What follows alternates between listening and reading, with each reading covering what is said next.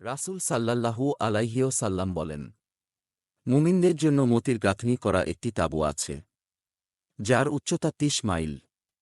প্রত্যেক কোণে এমন নারীরা থাকবে যাদেরকে কেউ কোনোদিন দেখেনি। সহিহ বুখারী ২৯৯৩।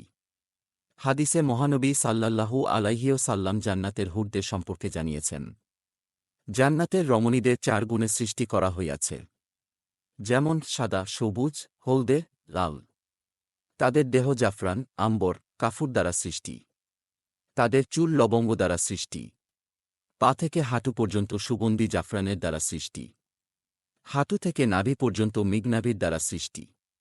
নাভি থেকে ঘাড় পর্যন্ত আম্বরের তৈরি। ঘাড় থেকে মাথা পর্যন্ত কাফুরের তৈরি।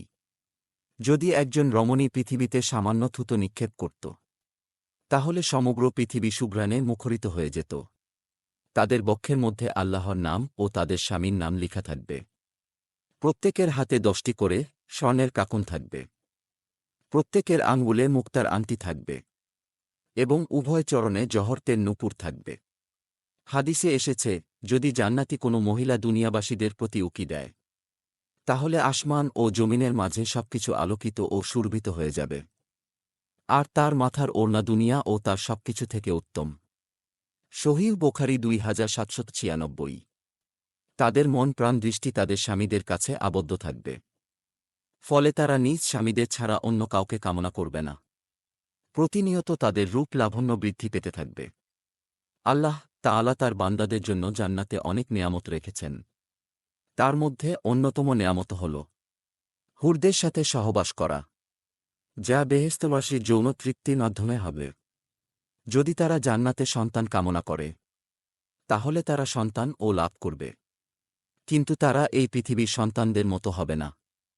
এক হাদিসে রাসূল সাল্লাল্লাহু আলাইহি ওয়াসাল্লাম বলেন, যদি কেউ জান্নাতে সন্তানের ইচ্ছা পোষণ করে, তাহলে তার ইচ্ছা পূরণ করা হবে। তবে সন্তান প্রসব করার সাথে সাথে সন্তানের বয়স ৩০ হয়ে যাবে। অপর এক হাদিসে রয়েছে, জান্নাতীরা সহবাস করার ফলে তাদের বীর্য নির্গত হবে না, বরং তাদের শরীর থেকে মেশকের সুগন্ধিযুক্ত ঘ্রাণ বের হবে। এভাবেই জান্নাতে সন্তান লাভ করবে।